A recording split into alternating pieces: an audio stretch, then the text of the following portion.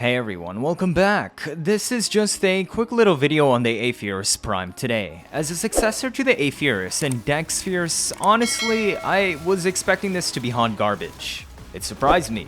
While it isn't exactly anything amazing, it ended up massively surpassing my expectations. Basically, this is the case of meme weapons, like the Stug getting shafted on but actually somehow having viable build options. And it isn't even your standard, Breach Surge, Roar, Armor Strip, Eclipse setups. This is actually a pretty fun little akimbo pistol that has decent fashion paying homage to the original Afuris. The only drawback? The Dex Fierce has astronomically better disposition if you're looking for ribbon options. This weapon completely eclipses its non-prime in every way, having significantly higher stats in every single category, even the magazine size and ammo max as well as reload speed. But how does it compare to the Dex Fierce? I think the biggest point to make is how much better the Afuris Prime feels to use. The lower fire rate is actually a blessing, because the weapon does in fact have enough damage to kill easily. It even has a much higher base damage to counter the fire rate offset, making it more ammo efficient. But this also means you can actually mod fire rate onto Afuris Prime without the magazine emptying instantly like a wet fart. It still has the super snappy reload speed at base 1.2 seconds instead of 2, and with Merciless puts it at just 0.9. Any reload below 1 second always feels instant, so there is a massive difference in feel between the Prime and Dex variants. So how good exactly is the Afuris Prime?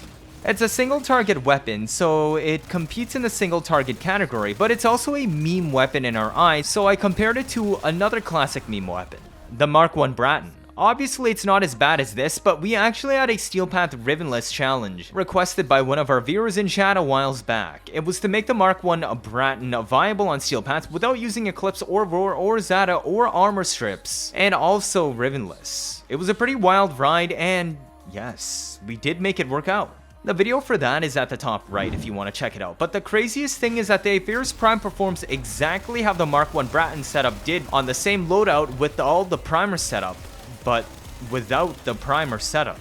This is actually kind of insane because primers add more gun CO stacks, viral priming, corrosive and heat armor strip among other things. So this means the Afuris Prime works in the exact same loadout but with much less effort. It also probably means it can kill just fine even without the whole kit, and lo and behold, it actually does. It even is actually good enough to meme hunt in Eidolons solo, consistently. Now, it is a single target weapon, but if you're interested in what I did with this weapon today, let's take a closer look.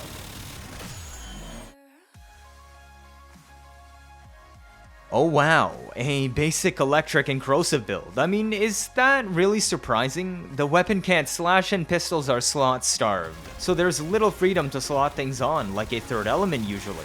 Because Afuris Prime is a bullet hose with actually decent hybrid stats at base 30% status, you will be able to proc all 4 IPS and corrosive, or electric, which is just swapping around one mod and that's it. But this means you get plus 480% base damage from gun CO, massively surpassing Hornet Strike. We have Primed Banes because it's the best in slot 8th mod here. Seeker is mandatory on both builds because Punch Through is what elevates single target guns to be usable status on Steel Path, as it's like using a melee with 1.0 follow through. And then adding range, aka the Ghoul Saw. Galvanized Multi-Shot is self-explanatory, and 2 elemental mod slots. Merciless drops the reload down to 0.9 seconds just like I said, but alternatively, you could also run Deadhead on the corrosive build because the reload is only 1.2 seconds, and we're also on Bolt today, who can cut it down even further with his speed ability. The corrosive setup can be used for run and gun as it has good scaling even against armor at base Steel Path. The electric version I would only recommend for grouping setups, such as the Bolt we are showcasing today. This particular setup is actually better on electric than corrosive, but both work very well. So let's take a look at that Bolt build.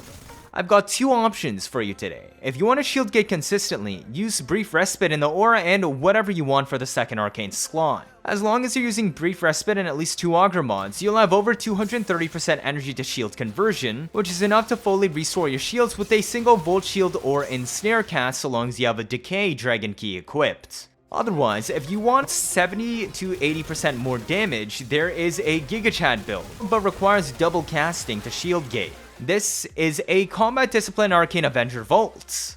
Why?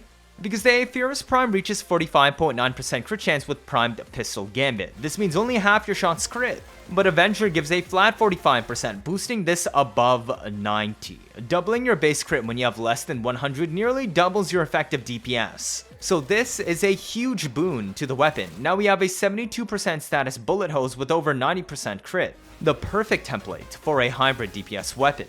Remember how we said I didn't mod fire rate on the weapon at all? But the base fire rate was low enough to allow you to do so without feeling like a wet fart? That's what Arcane Velocity is here for. A stable, consistent, and comfortable plus 120% fire rate. The self-damage from Combat Discipline triggers Arcane Avenger, which is why it works so well. The Helminth today is Ensnare, because single target weapons perform much better against crowns with punch-throughs, so why not make the crowns ourselves where we want them? Volt also received buffs with Veilbreaker, where his speed buff gives an even larger movement and reload bonus compared to before. He can also now carry a shield even with a primary weapon out, but we're DPSing with a pistol today, so it isn't as important. Though technically this means you can safely prime with a Cedo from behind cover without having to pick your shield back up again, so consider that. You could also use the Contagion primer Zaw build that I used in the original Mark 1 Bratton video a while back, but I'll get into the primer options later. Rolling Guard gets you out in a pinch, and removes X my status effects, especially if you're not running the Brief Respite version, due to needing double cast to restore shields. Shock Trooper adds even more electric percent, like a mod in your electric or corrosive Afuris Prime setup, equilibrium to source energy for your casts, and that's it. And Snare reaches out to 26.5 meters on this build, so it should be quite comfortable to use. Also, keep in mind that Volt is still unable to benefit from energy pizzas while carrying his Volt shield, even though it no longer drains energy per meter traveled.